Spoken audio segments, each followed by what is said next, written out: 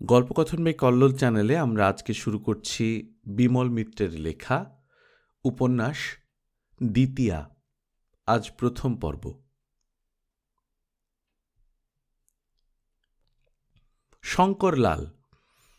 শঙ্করলালের কথা আমার শোনা ছিল। সেবার বোম্বাইতে গিয়ে শঙ্করলালের সঙ্গে দেখা হলো। ভেবেছিলাম শঙ্করলালকে নিয়ে উপন্যাস লিখব। শঙ্করলালের ঘটনাটা নিয়ে তার সঙ্গে কিছু নতুন মাল মশলা মিশিয়ে দিলে চলনসই একটা ছোটোখাটো উপন্যাস হতে পারে। অনেক দিন থেকে অনেক মাল মশলাই তো কৃপণের মতো সঞ্চয় করে আসছি। সঞ্চয়ের বোঝায় ভারী হয়ে উঠেছে জীবন। তার সঙ্গে জঞ্জালও যে কত জমেছে তার আর ইয়ত্তা নেই। অথচ ভালো করেই জানি একদিন এই সব কিছু সঞ্চয়ই এখানে ফেলে রেখে নিঃস্ব হয়ে দূরের উদ্দেশ্যে পাড়ি দিতে হবে। তখন কোথায় থাকবে এই মমতা, এই মোহ? কাজের মধ্যেই একদিন হঠাৎ ডাক আসবে, আর সেই ডাকে সাড়া দিয়ে নিষ্কাম হতে হবে। সেদিন কোনো পেছুটান সে সহ্য করবে না। কোনো পেছনের আকর্ষণ তাকে কর্তব্য ভ্রষ্ট করতে দেবে না। তবু মাঝে মাঝে সঞ্চয়গুলি নিয়ে নাড়াচাড়া করি, তার যত্ন করি, তার গায়ের ধুলো ঝেড়ে দিই, তাকে সাজাই, গোছাই, আদর করি, আর আগেকার মতো কাচের আলমারির ভেতরে তুলে রেখে দিই। শঙ্করলাল আমার জীবনের এমনই একটি সঞ্চয়। এতদিন পরে সেই সঞ্চয়ের গায়ে হাত পড়ল হঠাৎ। তখন গুরুদত্ত বেঁচে। গুরুদত্ত সিনেমা জগতের লোক, নিজে অভিনয় করত, নিজে ছবি তুলত, আবার পরিচালনাও করত। তাছাড়া ভারতবর্ষের লোকের কাছে গুরুদত্তর নামটা অত্যন্ত চেনা। আর আমি নিতান্তই অভাজন। গল্প লিখে খাই, কেউ পড়ে, কেউ পড়ে না, কেউ প্রশংসা করে, কেউ করে না। প্রশংসার চেয়ে নিন্দেটাই কপালে জোটে বেশি। তবু ঘটনাচক্রে তখন দুজনের বেশ বন্ধুত্ব হয়ে গেছে। গুরুদত্তই একদিন শঙ্করলালের কাছে নিয়ে গিয়েছিল আমাকে সঙ্গে করে। গুরুদত্ত তখন যে ছবিটা করছিল তার মিউজিক ডাইরেক্টর ছিল শঙ্করলাল। মিউজিক ডাইরেক্টর যে কি বস্তু তা তখন আমার জানা ছিল না। শুধু এইটুকু জানা ছিল যে ছবিতে যে গান বাজনা থাকে সেগুলো তৈরি করে মিউজিক ডাইরেক্টর। কিন্তু শঙ্করলালের অফিসে গিয়ে দেখলাম সে একেবারে অন্য জিনিস। আমার কল্পনাতেও তা লেখা সম্ভব নয়। বিরাট একটা বাড়ি, তার খোপে খোপে অফিস। একটা বড় খোপ নিয়ে শঙ্করলাল তার মিউজিকের অফিস বানিয়েছে। সামনে একটা বসবার চেম্বার, সেখানে ভিজিটার্সদের জন্য খান কয়েক চেয়ার আছে। তার পেছনে শঙ্করলালের নিজের আসল চেম্বার। সেই অফিসটার বর্ণনা করা দরকার। একটা বড় ঘর, ঘরের ভেতর বিরাট একটা খাট, তার উপর ডানলোপিলোর গদি, গদির উপর মখমলে মোড়া ডানলোপিলোর তাকিয়া, আর তার উপর একটা দামি হারমোনিয়াম রাখা। শঙ্করলাল ট্রাউজার শার্ট পরে তখন হারমোনিয়াম বাজাচ্ছিল। কয়েকটা খালি চায়ের কাপ এদিক ওদিক ছড়ানো, বিছানার উপরে টেলিফোন। যখন আমরা ঘরের ভেতরে ঢুকলাম তখন শঙ্করলাল দরজার দিকে পেছন করে টেলিফোনে কথা বলছিল। গুরুদত্তকে দেখি তাড়াতাড়ি টেলিফোন ছেড়ে দিয়ে বললে, আইয়ে আইয়ে গুরুজি। গুরুদত্তকে অনেকেই গুরুজি বলে ডেকে খাতির করত। আমি তো অবাক হয়ে দেখছি তখন শঙ্করলালকে। এই তো সেই কলকাতার প্রভাংশু দত্ত, তো এই শঙ্করলালের কথাই বলেছিল। কলকাতা থেকে আসবার সময় প্রভাংশু দত্ত বলেছিল, এই তো বোম্বাই যাচ্ছেন, দেখে আসবেন শঙ্করলালকে। প্রভাংশু দত্তর মুখে শঙ্করলালের সমস্ত জীবনের ঘটনাটা শুনেছিলাম। প্রভাংশু দত্তর বাড়িতে শঙ্করলালের ফটোগ্রাফও দেখেছিলাম। তখনই দেখতে ইচ্ছে হয়েছিল শঙ্করলালকে। ফর্সা টকটক করছে গায়ের রং, ভারী হাসি খুশি মুখ, চঞ্চল স্বভাব। গুরুদত্ত আলাপ করিয়ে দিলে, এই আমার বন্ধু বিমল মিত্র, এরই লেখা বই আমি ছবি করছি। শঙ্করলাল আমার দিকে চাইলে, হাতটা বাড়িয়ে দিলে। আমিও হাত বাড়িয়ে তার হাতে হাত ঠেকালাম। বললাম, আপনার গানের আমি ভক্ত। শঙ্করলাল হাসল, ভারী মিষ্টি সে হাসি। বুঝলাম এই হাসি দেখেই হয়তো ভুলেছিল উষা মৈত্র।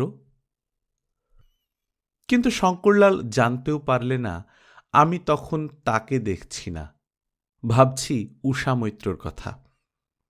বেচারা মৈত্র মশাইয়ের অমন সাধের মেয়ে, কত সাধ ছিল তার, কত আশা ছিল, কত ইচ্ছে ছিল যে দিল্লির কোনো গেজেটেড অফিসারের সঙ্গে তার বিয়ে দেবেন।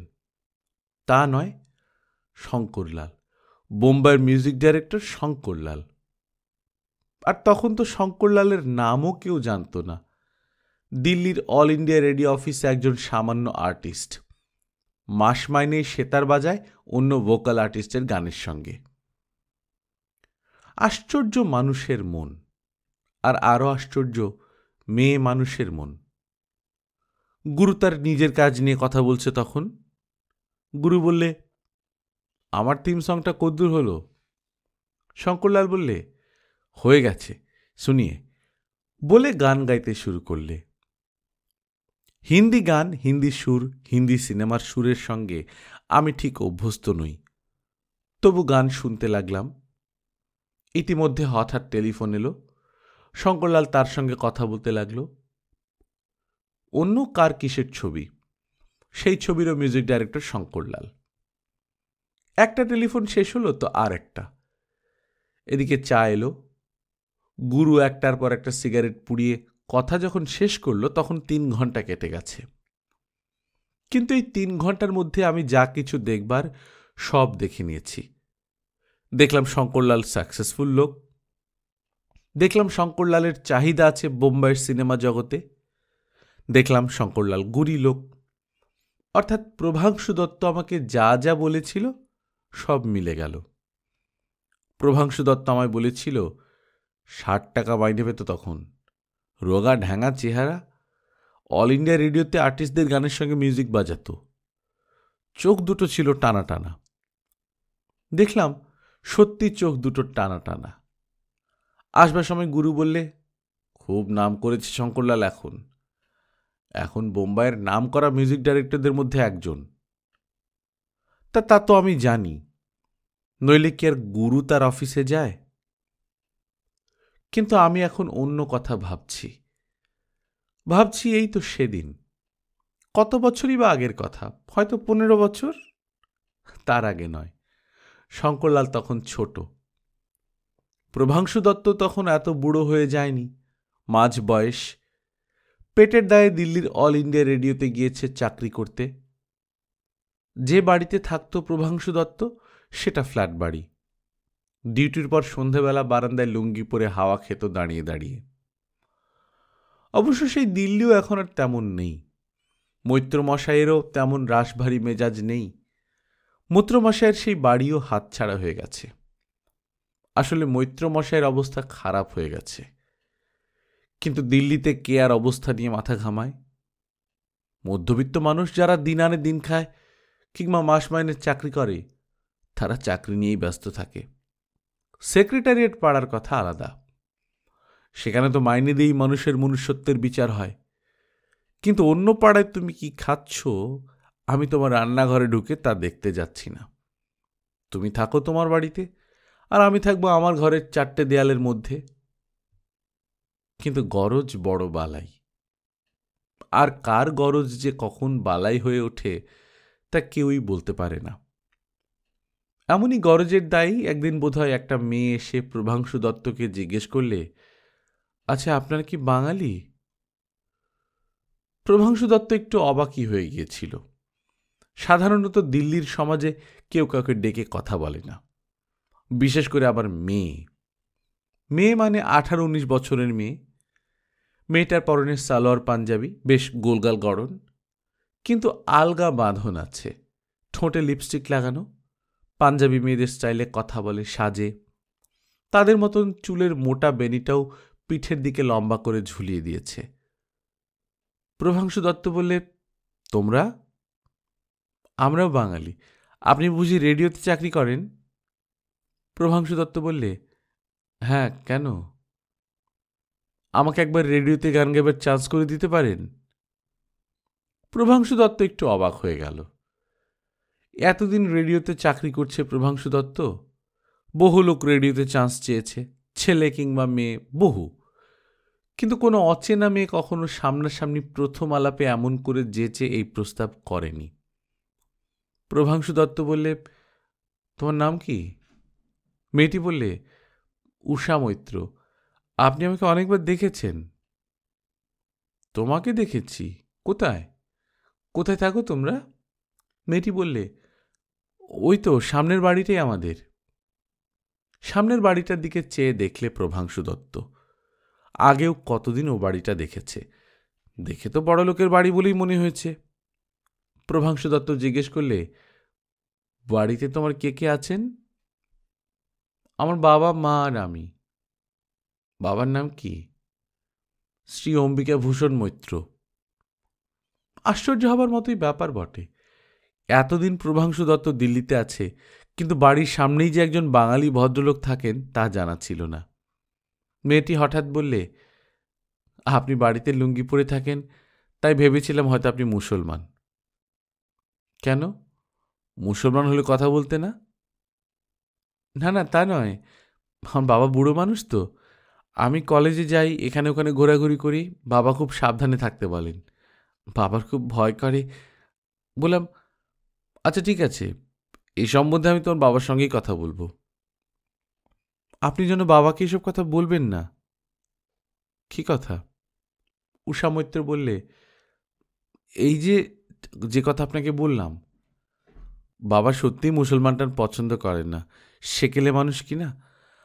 আমার বাবা আমাকে কারোর সঙ্গে মিশতে দিতে চান না, কিন্তু আমি তো কলেজে পড়ি, তাই কার সঙ্গে মেলামেশা করছি উনি তা দেখতে পান না। প্রভাংশু দত্তর কেমন যেন সন্দেহ হলো। বাবার কাছে লুকিয়ে বাইরের লোকের সঙ্গে মেলামেশাটা প্রভাংশু দত্তরও পছন্দ নয়। প্রভাংশু দত্ত জিজ্ঞেস করলে, তুমি যে গান বাজনার চর্চা করো তা তোমার বাবা মা জানেন তো? তা জানেন, বাবা মা তো গান বাজনার ভক্ত। শেখায় কে তোমায়? শেখায় একজন, তার তেমন নামটাম নেই, কারোর সঙ্গে জানাশোনাও নেই তার। প্রভাংশু দত্ত বললে, বরং সেই ভদ্রলোককেই আগে আমার সঙ্গে দেখা করতে বলো। উষা মৈত্র যেন এতক্ষণে খুশি হল। বাবা মার সঙ্গে দেখা করাটা যেন তার মনোপুত নয়। তাহলে কবে পাঠাবো তাকে আপনার কাছে? কাল সকালে পাঠিয়ে দিও, অফিস যাবার আগে। উষা মৈত্র একটু ভেবে নিয়ে বললে, তারও তো আবার অফিস আছে কি না, সেও অফিসে চাকরি করে। কোন অফিসে? সেক্রেটারিয়েটে। সন্ধ্যাবেলা হলে তার সুবিধে হয়, অফিস থেকে ফিরবার পর। প্রভাংশু দত্ত বললে, তাই ভালো। আমি অফিস থেকে ফিরি 7:30টার পর, তারপরই আসতে বলে দিও। প্রভাংশু দত্তর তখনও সংসার হয়নি, সুতরাং বাড়িতে একলাই কাটে সারাক্ষণ। অফিস থেকে ফিরে সোজা বাড়িতেই আসে, সুতরাং রাত্রে কেউ বাড়িতে এলে অসুবিধে নেই। আর রেডিও অফিস মানে তো আর সাধারণ অফিসের মতো নয়। লেখাপড়ার চেয়ে গান বাজনা, হাসি, গল্প, অভিনয় সেখানে বেশি হয়। এই ঘর থেকে ও ঘরে গেলেই নানান মজার খোরাক মেলে। আর শুধু শুকনো পুরুষের চেহারা দেখেও কাটাতে হবে না, প্রজাপতির মতো সেজে গুজে মেয়েরাও বেরিয়ে বেড়াচ্ছে। যার রূপ আছে সেও সাজে, আবার যার রূপ নেই সে আর বেশি সাজে। সুতরাং অফিস থেকে বেরিয়ে বাড়তি আড্ডার দরকার হয় না। তা সেদিন একটা ছেলে এসে হাজির। কে? দরজা খুলে প্রভাংশু দত্ত চিনতে পারলেন না। কোথা থেকে আসছেন আপনি? কাকে চাই? ছেলেটি বললে, প্রভাংশু দত্ত আছেন? হ্যাঁ, আমি। ছেলেটি লাজুক খুব, কথা বলতে যেন তার খুব কষ্ট হচ্ছিল। বয়স বেশি নয়, খুব জোর 25 কি 26, রোগা রোগা। ও, উষা মৈত্রকে আপনি গান শেখান? ছেলেটি যেন আরও লজ্জায় পড়ল, বলল, গান ঠিক নয়, সেতারটাই ভালো করে শিখাই। আমার তক্তপোষের উপর ছেলেটিকে বসতে বললাম। ছেলেটি জুতো জোড়ার ফিতে খুলে বাইরে রেখে খালি পায়ে ঢুকল ভেতরে। তারপর তক্তপোষের উপরে পা ঝুলিয়ে আড়ষ্ট হয়ে বসল। জিজ্ঞেস করলাম, আপনার নাম কি? ছেলেটি বললে, আমাকে আপনি করে কথা বলবেন না, আমি আপনার ছোট ভাইয়ের মতো। বললাম, হ্যাঁ ঠিক আছে, তোমার নামটি কি? সুনির্মল রায়। বাঙালি? হ্যাঁ। তা দিল্লিতে কিভাবে এসে পড়লে? সুনির্মল বললে, আমার বাবা এখানে চাকরি করতেন, তিনি অফিসারকে বলে আমাকে ঢুকিয়ে দিয়েছিলেন। তুমি গান বাজনা শিখলে কি করে? শুনে শুনে। তা উষা মৈত্রের সঙ্গে তোমার পরিচয় হলো কি করে? আমার বাবার সঙ্গে মৈত্রমশাইয়ের জানাশোনা ছিল। বাবা মারা যাবার পর মৈত্রমশাই আমাকে ডেকে উষাকে গান শেখাতে বললেন। কত মাইনে দেন? মাইনের কথা শুনে সুনির্মল যেন লজ্জায় পড়ল, যেন গান শিখিয়ে মাইনে নেওয়াটা অপরাধ। বললে, মাইনে কি সকলের কাছে নেওয়া যায়? বললাম, বাহ, তুমি গান বাজনা শেখাবে আর মাইনে নেবে না? সুনির্মল বললে, আর যেখানেই নেই উষার কাছে মাইনে নিতে পারি না। কেন? বাবার বন্ধু যে। তা ভালো কথা। সুনির্মল সে প্রসঙ্গে এড়িয়ে যাবার চেষ্টা করলে। মনে হলো মাইনের কথা উঠাতে ওর ভালো লাগেনি। বললে, ও কথা বরং থাক। বললাম, কেন? অত লজ্জা কেন তোমার? ওদের বাড়িতে আসবার জন্য তোমার বাস ভাড়াও তো পড়ে। হ্যাঁ, তা তো পড়েই। আসা যাওয়ায় প্রায় 1 টাকার কাছাকাছি। তবে আপনি ও কথা আর তুলবেন না, অন্য কথা বলুন। বুঝলাম ও প্রসঙ্গ কিছুতেই সুনির্মল তুলতে দেবে না। তারপর বললে, ওর গলাটা খুব ভালো, আমি যতটা সম্ভব ওকে ভালো করেই গান শিখিয়েছি। কিন্তু ভালো গান গাইলে তো হয় না, কারো সঙ্গে জানাশোনা না থাকলে রেডিওতে চান্স পাওয়া শক্ত। আর কোথাও চেষ্টা করেছ? হ্যাঁ করেছি, একদিন আপনাদের রেডিও অফিসে গিয়েছিলাম। কি বলেছে ওরা? ওরা বলেছিল অডিশন দিতে। তারপর অডিশন হয়ে গিয়েছে? হ্যাঁ, কিন্তু হয়নি। হয়নি মানে? একদিন জিজ্ঞেস করতে গিয়েছিলাম উষার গান কেমন লাগলো। ওরা বলেছে আর কিছুদিন তালিম দিতে। বুঝলাম সমস্ত ব্যাপারটা। সুনির্মল বললে, অথচ দেখুন, যারা রেডিওতে চান্স পায় তাদের থেকে অনেক ভালো গায় উষা। একটা মালকোষ রাগের ঠুংরি তুলিয়ে দিয়েছিলাম ওর গলায়। আমি খুব খেটেছি ওই গান তোলাতে, শুধু কারোর সঙ্গে জানাশোনা নেই বলেই হয়নি। সুনির্মল যতক্ষণ আমার সঙ্গে কথা বলেছে ততক্ষণ লক্ষ্য করেছি আমার সঙ্গে কথা বলতে সে যেন লজ্জায় মারা যাচ্ছে। নেহাত উষা মৈত্রের কথা না বললে নয়, তাই বলা। উষার যাতে ভালো হয়, যাতে নাম হয়, উষার গানের যাতে আদর হয়, তাই তার একমাত্র চিন্তা। সুনির্মল বললে, আমি তো স্টেশন ডাইরেক্টরের কাছে যাইনি। যে বলেছে উষার গান রেডিওতে করিয়ে দিতে পারে তাকেই ধরেছে গিয়ে। কাকে কাকে ধরেছ? সকলের নাম তো জানি না, আর তাছাড়া কাউকেই তো আমি চিনি না। তা শেষকালে বুঝতে পারলাম জানাশোনা না থাকলে কিছু হয় না ওখানে। তারপর আমার দিকে হতাশ হয়ে চেয়ে রইল। বললে, এবার আপনি যদি করে দিতে পারেন। বললাম, তুমি যাও, আমি চেষ্টা করব করতে। তার আগে একদিন উষার গান শুনবার সময় আপনার হবে না? বেশ তো, শুনব। কবে শুনবেন বলুন, আমি তাহলে সেদিন থাকব। মৈত্রমশাইকেও বলে রাখব, উষাকেও বলে রাখব, ও তৈরি হয়ে থাকবে। সুনির্মল আস্তে আস্তে উঠল। তারপর বাইরে বারান্দায় গিয়ে জুতো পায়ে দিল, জুতোর ফিতে বেঁধে সোজা হয়ে দাঁড়াল। বলল, তাহলে আমি আসি, আপনাকে আমি নিজে এসে নিয়ে যাব। বললাম, তোমাকে এসে নিয়ে যেতে হবে কেন? সামনেই তো বাড়ি, আমি চিনে যেতে পারবো। না, তবু আমি আসব, শনিবার ভুলে যাবেন না যেন। বলে সুনির্মল নমস্কার করে চলে গেল। প্রভাংশু দত্ত বললে, যেটুকু দেখলাম তাতে মনে হলো সুনির্মল ছেলেটা ভালো। সচ্চরিত্র ছেলে মেয়ে পাওয়াই তো আজকাল শক্ত। তারপর দিল্লির এই সমাজ। শনিবার অফিস থেকে সকাল সকাল ফিরে এসে দেখি সুনির্মল বাড়ির সামনে দাঁড়িয়ে আছে। বললাম, তুমি এত সকাল সকাল এসেছো যে? কটা বাজে? সুনির্মল বললে, অফিস থেকে বেরিয়ে একটা বাস পেয়ে গেলাম কিনা, তাই আর দেরি হয়নি। আমি বেশিক্ষণ আসিনি, এই মিনিট 15 হবে বড় জোর। বললাম, এসো আমার ঘরে এসে একটু বসো, আমি জামা কাপড় বদলে তৈরি হয়ে নিই। সুনির্মল আমার বাইরের ঘরে বসে রইল। আমি তাড়াতাড়ি তৈরি হয়ে নিয়ে এলাম। আমাকে দেখে সুনির্মল বললে, এদিকে আবার একটা মুশকিল হয়েছে। কাল থেকে আবার উষার শরীরটা খারাপ। কেন, কি হলো? জ্বর নাকি? না, জ্বর টর নেই, বোধহয় দই খেয়েছিল। দই? দই খেলে কি হয়েছে? দই খায় না? দই বুঝি সহ্য হয় না? সুনির্মল বললে, না, দই খাবে না কেন, দই তো ভালো জিনিস।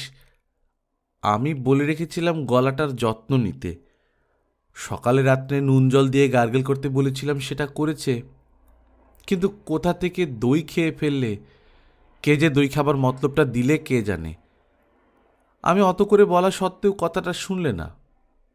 কলেজে গিয়েছিল যেমন রোজ যায়, সেখানে কোন পাঞ্জাবি বন্ধুর পাল্লায় পড়ে দহি বড়া খেয়েছে। বললাম, তা দহি বড়া জিনিস তো খারাপ নয়, দই বড়া তো আমিও খাই। সুনির্মল বললে, দুদিন পরে খেলে কি হতো? দহি বড়া খেলে খেলে, কিন্তু ঠিক কালকেই না খেলে চলতো না? তাতে হয়েছেটা কি? গলাটা ধরে গেছে বুঝি? সুনির্মল বললে, হ্যাঁ, আপনি আজকে গান শুনবেন কথা আছে, আর আজকেই গলা ধরিয়ে ফেললে। বললাম, তাতে কিছু ক্ষতি হবে না, আজকে তো আর অডিশন নয়। আজকে গলা খারাপ হলে ক্ষতি কি? আমার কথাতে কিন্তু সুনির্মল সান্ত্বনা পেলে না, তবু যেন তার মনটা খুঁতখুত করতে লাগল। মৈত্রমশাই লোকটি ভালো। দেখলাম মোটাসোটা মানুষটি সেকালের মানুষ।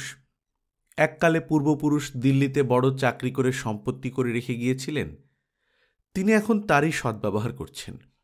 বললেন, আপনার সঙ্গে আলাপ হয়ে খুশি হলাম। আমি তো একাই থাকি, মাঝে মাঝে সময় পেলে আসবেন। তারপর একটু থেমে থেমে বললেন, একটা বড় মুশকিল হয়ে গেছে। সুনির্মল আপনাকে বলেছে নিশ্চয়ই? বললাম, দহি বড়া খাওয়ার ব্যাপারটা তো, ওতে কিচ্ছু অসুবিধা হবে না। উষা মৈত্র কিন্তু বিশেষ তার জন্যে সংকুচিত নয় মনে হলো। সালোয়ার পাঞ্জাবি ছেড়ে সে বেশ একটা শাড়ি পরেছে সেদিন, বেশ চটপটে ভাব। লজ্জা, কুণ্ঠা বা সংকোচ কিছুই নেই মুখে। বললে, কোন গান শুনবেন বলুন, খেয়াল না ঠুংরি? সুনির্মল বললে, ধ্রুপদটাও জানে, যদি শুনতে চান তো তার ব্যবস্থাও করতে পারি, পাখোয়াজ আছে এখানে। প্রভাংশু দত্ত ধ্রুপদও বোঝে না, খেয়ালও বোঝে না, মোটমাট এক কথায় গানের কিছুই বোঝে না। তার কাছে ভালো লাগাটাই গানের একমাত্র মাপকাঠি। সুনির্মল উষার দিকে চেয়ে বললে, তাহলে সেই মালকোষের খেয়ালটা গাও। উষা বললে, ধ্যাৎ, পরজ কেমন? বাপ মৈত্রমশাই বললেন, ও সবই শিখেছে জানেন দত্তমশাই, কীর্তন, রামপ্রসাদী, মায় বাউল ভাটিয়ালি পর্যন্ত শেখানো হয়েছে, কোনো সাবজেক্ট বাদ দেয়নি সুনির্মল। দরজার আড়ালে মৈত্রমশায়ের গৃহিণী ছিলেন মনে হল, কারণ পর্দাটা একটু অসাবধানতায় নড়ছিল। একবার যেন ভেতর থেকে কি ইঙ্গিত এলো, আর সুনির্মল টপ করে ভেতরে ঢুকে গিয়ে আবার বাইরে এলো। বাইরে এসে বললে, কাকিমা বলছেন রবীন্দ্রসঙ্গীত গাইতে। মৈত্রমশাই আমার দিকে কৌতূহলী দৃষ্টিতে চাইলেন। আমি বললাম, তা রবীন্দ্রসঙ্গীতই হোক না, ক্ষতি কি? গান আরম্ভ করার আগে সুনির্মল গায়িকার দিকে দুটো লবঙ্গ এগিয়ে দিলে, বললে, এগুলো চিবোতে চিবোতে গাও। মৈত্রমশাই রেগে গেলেন, বললেন, না না, এখন লবঙ্গ ভবঙ্গ চিবলে কি হবে? জিভে ঝাল লাগলে কখনো গান গাইতে পারে কেউ? খুকু, লবঙ্গ এখন খাস নে। ভেতর থেকে কি যেন ইঙ্গিত এলো। সুনির্মল আবার ভেতরে চলে গেল। উষা তখন মুখ থেকে লবঙ্গ ফেলে দিয়েছে। মৈত্রমশাই বললেন, হ্যাঁ, এবার গাও, সেই রবীন্দ্রসঙ্গীতটা গাও তো। আমার মাথা নত করে দাও হে তোমার চরণ ধুলার তলে। তারপর আমার দিকে চেয়ে বললেন, জানেন দত্তমশাই, আপনাদের রবি ঠাকুর গান লিখতে পারতেন বেশ। কথাগুলো ভালো করে শুনুন, বেশ মানে আছে মশাই। উষা মৈত্র গান আরম্ভ করতে যাচ্ছিল, হঠাৎ ভেতর থেকে সুনির্মল এসে বললে, কাকিমা বলছিলেন লবঙ্গ চিবুতে চিবুতে গান গাওয়াই ভালো। তাই নাকি? মৈত্রমশাই যেন একটু দমে গেলেন। আমতা আমতা করে বললেন, তাহলে লবঙ্গ চিবুতে চিবুতেই গাও মা, তোর মা যখন বলছেন। আমার দিকে চেয়ে বললেন, জানেন, খুকুর গর্ভধারিণীর বড় ইচ্ছে যে রেডিওতে খুকুর গান শোনেন। নইলে আমি মশাই মেয়েদের বাইরে মেলামেশাটা বিশেষ পছন্দ করি না। সুনির্মল তখন তবলা নিয়ে তৈরি। তবলাটা বোধহয় আগে থেকেই সুর মিলিয়ে বাঁধা ছিল। আমি গান শুনতে লাগলাম, আর সবাই মিলে আমার মুখের দিকে হাঁ করে চেয়ে রইল। সুনির্মলেরই যেন বেশি লজ্জা। এর আগে সুনির্মলই এই যজ্ঞের যেন হোতা ছিল। সে যেন এই ঘটনায় আমার সামনে বড় ছোট হয়ে গেল। কিন্তু আমিও কোনো দিকে চোখ না দিয়ে আপন মনে গান শুনতে লাগলাম। সেদিন সেই পর্যন্তই। একটা স্তোক বাক্য দিয়ে আমি কোনো রকমে বাড়ি চলে এসেছিলাম। মনে আছে, আমার আসবার সময় মৈত্রমশাই এমনিতে ছাড়েননি। সামোসা আর চা খাইয়ে দিয়েছিলেন জোর জবরদস্তি করে। শেষকালে আসার সময় জিজ্ঞেস করেছিলেন, কেমন লাগলো বলুন খুকুর গান? বললাম, ভালোই তো। তারপর মৈত্রমশাই আবার জিজ্ঞেস করেছিলেন, আপনাদের রেডিওতে চলবে তো খুকুর গান? বললাম, দেখি চেষ্টা করে আপনাকে জানাবো। এই বলে সেদিন রেহাই পেয়েছিলাম। কিন্তু তারপর থেকে আমার জীবন অতিষ্ঠ হয়ে উঠল। সকালে ঘুম ভেঙে উঠেই দেখি সুনির্মল আমার ঘরে বসে আছে, আবার রাত্রে বাড়ি ফিরে এসে দেখি সুনির্মল বসে আছে। আমাকে দেখেই মুখ কাঁচুমাচু করে সম্মান দেখাতে উঠে দাঁড়াতো, বলতো, কেমন আছেন? বলতাম, না ভাই, কিছু ব্যবস্থা হয়নি এখনো। কথাটা শুনে কিছু বলতো না সে, আস্তে আস্তে মুখ নিচু করে চলে যেত। কিন্তু তার পরদিনই আবার আসতো, এসে চুপ করে বসে থাকত। সে আগের দিনের মতো জিজ্ঞেস করত, কেমন আছেন? শেষকালে অতিষ্ঠ হয়ে গেলাম। যেরকম গান শুনেছি মেয়েটার, সেরকম গান জানাশোনা না থাকলে ব্রডকাস্ট করানো শক্ত। কিন্তু হঠাৎ একটা সুযোগ এসে গেল।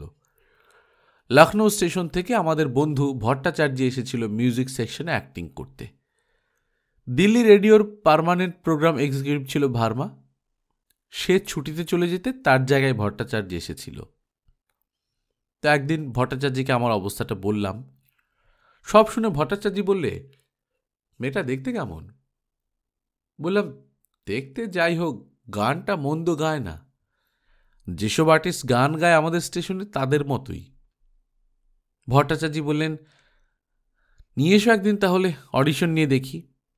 বললাম, তাই দেখো ভাই, অন্তত একটা চান্স দিয়ে দাও, আমারও মুখটা রক্ষে হোক। অনেক সিঙ্গাড়া চা খেয়েছি, একটুখানি উসুল করতে দাও। ভট্টাচার্য একটা দিন স্থির করে দিলে, বলে, তাহলে সোমবার দিন আসতে বলে দিও, অডিশনের ব্যবস্থা করে দেব, সন্ধ্যে 6:30টার সময়। এদিকে কথাবার্তা ঠিক করে ফেলে খবরটা দিলাম সুনির্মলকে।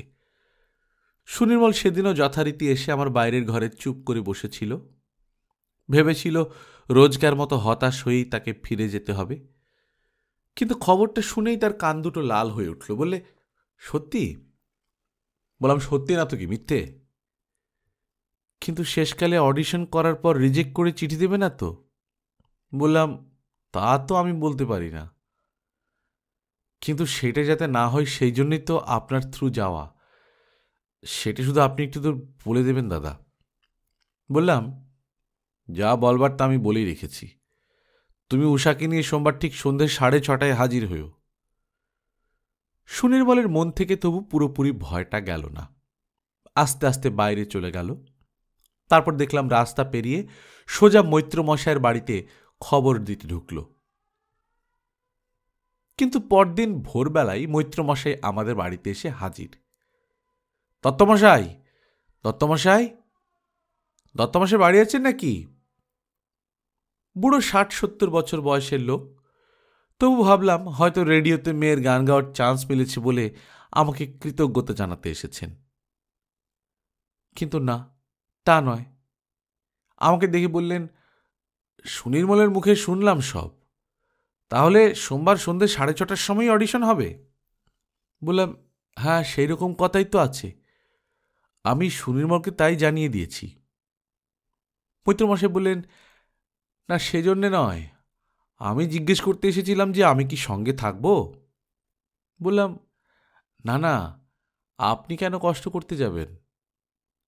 মৈত্রমশাই বললেন, কষ্ট আর কিসের?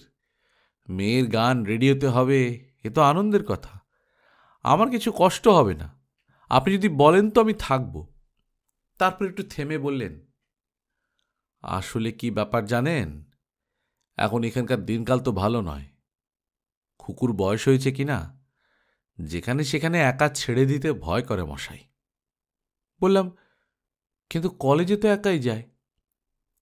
হ্যাঁ, কলেজে তো আর আমি সঙ্গে যেতে পারি না দত্তমশাই। তাও আমি বলেছিলাম যে আমি না হয়তো সঙ্গে যাই, আবার ছুটির সময় তোকে সঙ্গে করে গাড়ি করে নিয়ে আসব। তা খুকু আপত্তি করে। বললাম, তা তো করবেই,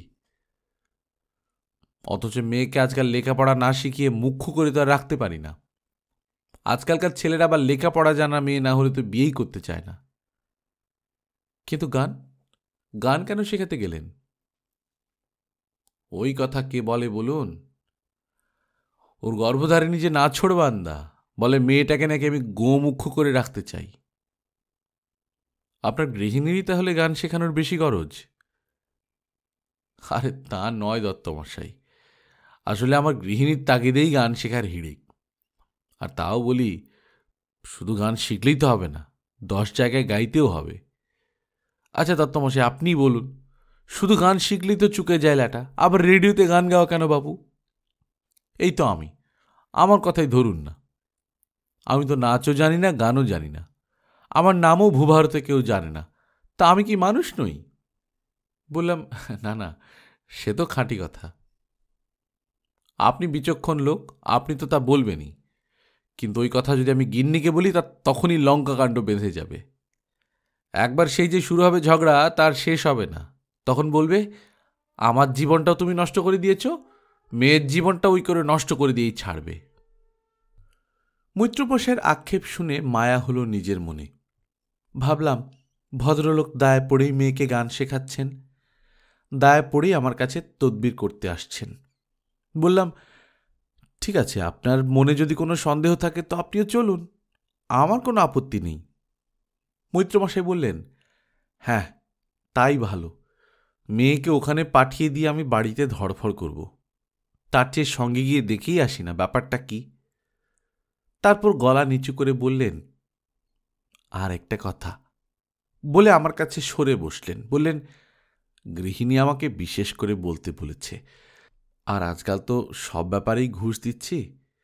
কোর্ট কাচারিতে গিয়ে জজ ব্যারিস্টার মোক্তার থেকে শুরু করে রেলের স্টেশন পর্যন্ত ঘুষটি ছাড়া কেউ কথা বলবে না।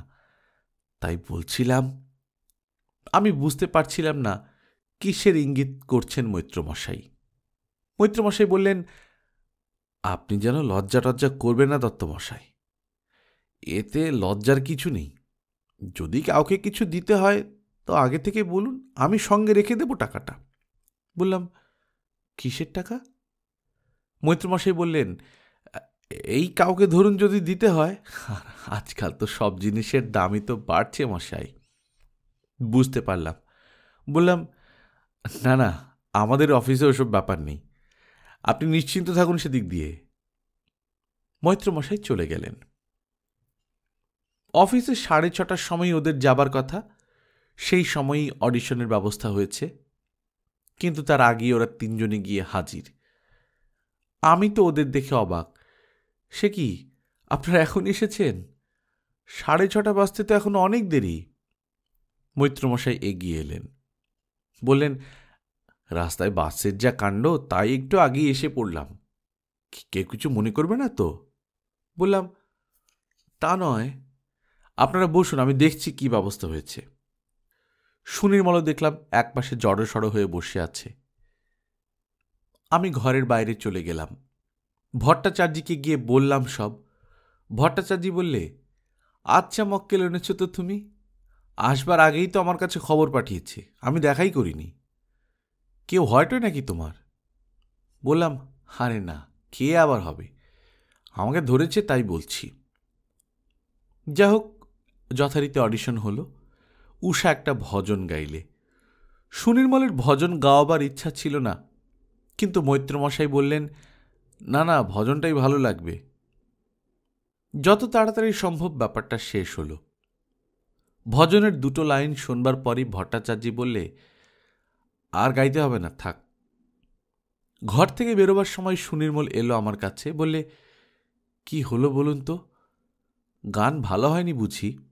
বললাম, কে বললে ভালো হয়নি? তবে যে গান থামিয়ে দিলেন ওরা?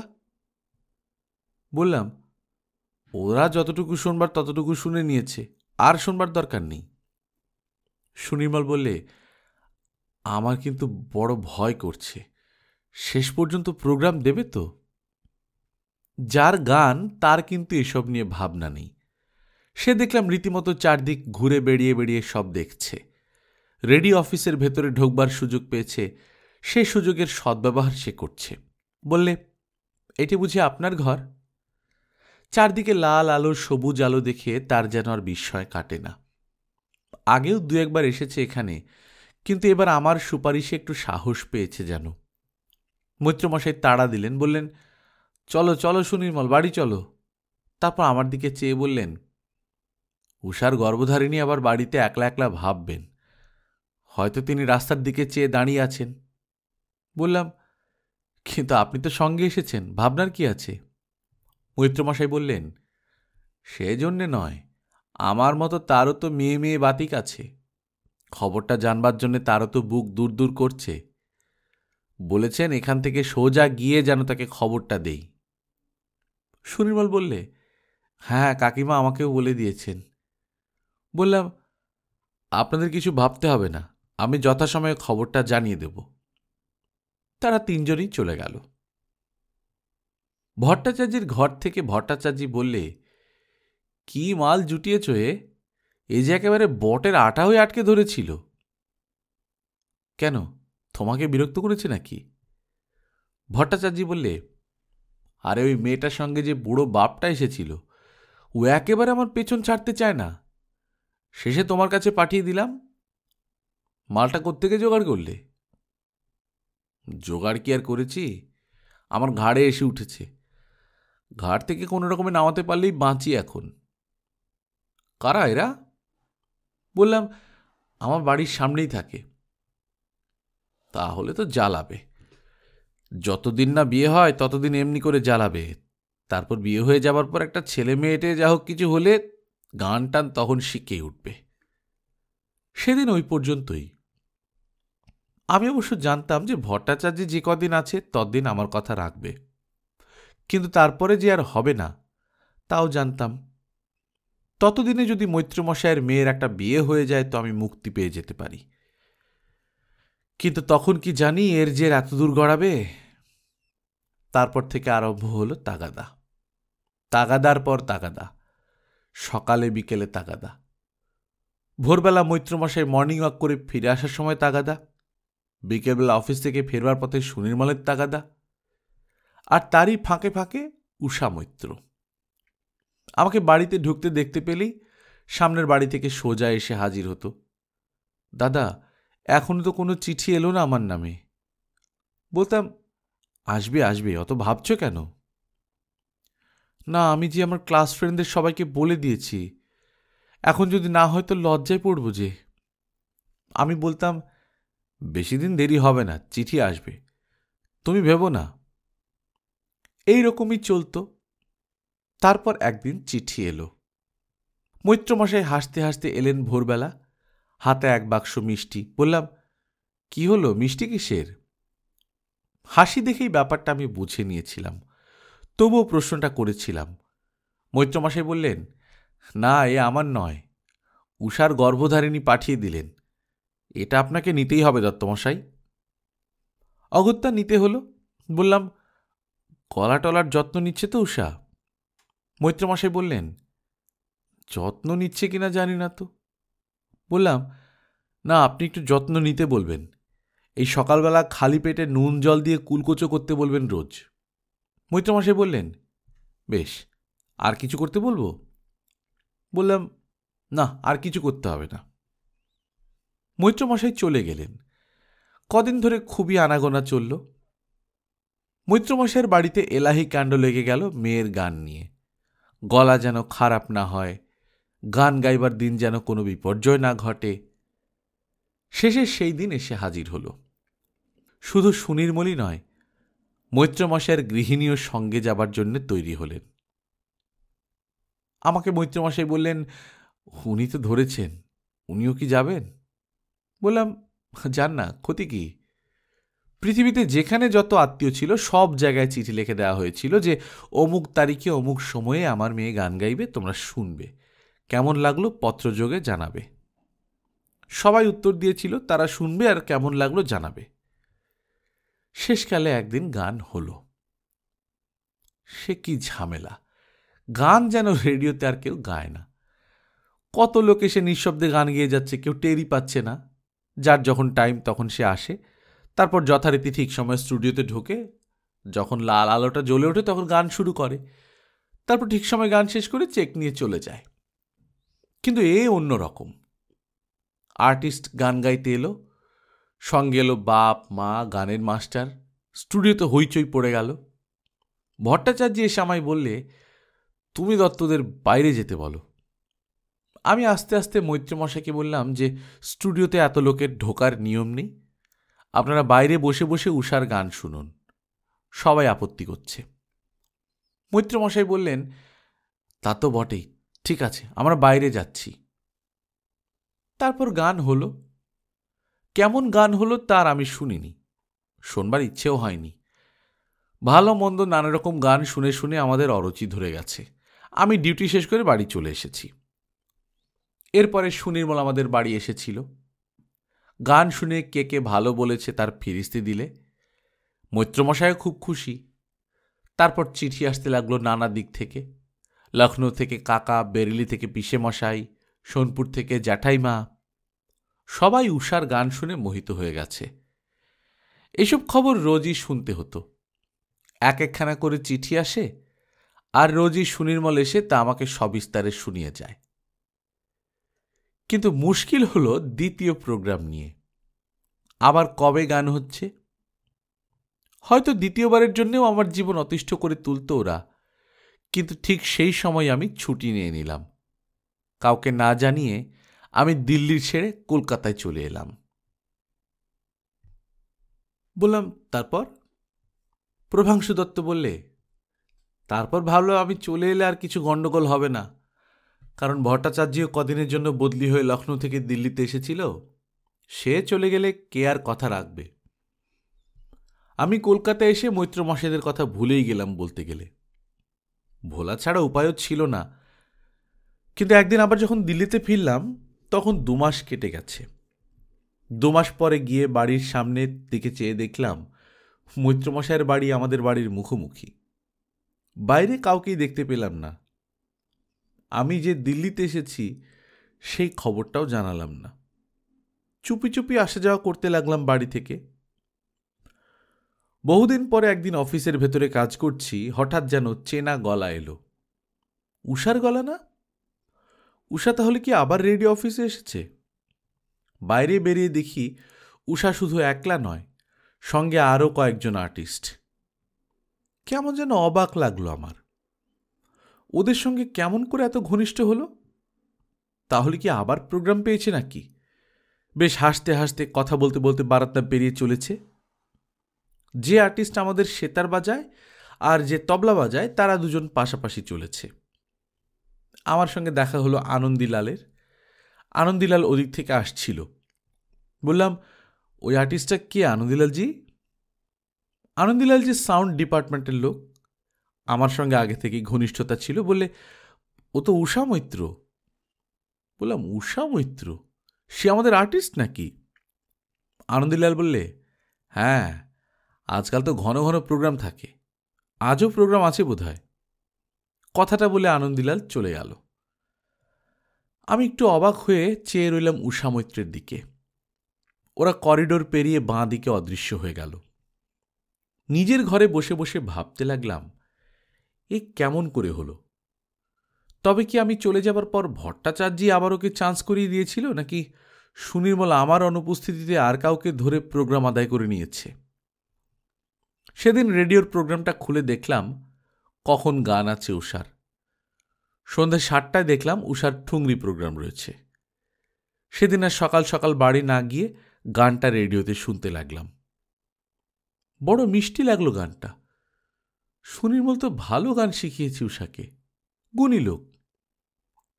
গান শেষ হবার পর সমস্তটা শুনে বাড়ি চলে এলাম। মনে হলো গান ভালোই হয়েছে।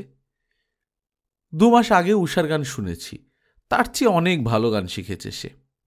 অনেক উন্নতি হয়েছে উষার। বাড়িতে ঢুকবার আগে একবার ইচ্ছে হলো মৈত্র মশাইয়ের সঙ্গে দেখা করতে। বাড়িটা সদর দরজা পর্যন্ত গেলামও, কিন্তু ভাবলাম দরকার নেই। মৈত্র মশাইয়ের মেয়ে রেডিওতে গানের প্রোগ্রাম পেয়েছে, এ তো ভালো কথা, উনি আমার ভাববার দরকার কি? গল্পকথন বাই কল্লোল চ্যানেলে আপনারা শুনছিলেন বিমল মিত্রের লেখা দ্বিতীয়া। আজ প্রথম পর্ব আমরা নিয়মিত গল্প পাঠ করে শোনাচ্ছি। আপনারা যারা প্রথমবারের মতো শুনছেন, কাইন্ডলি সাবস্ক্রাইব করে নেবেন। গল্প পাঠ ভালো লাগলে বন্ধুদের সঙ্গে শেয়ার করবেন। নিজে ভালো থাকবেন, আশপাশের লোকজনকে ভালো রাখবেন। টাটা।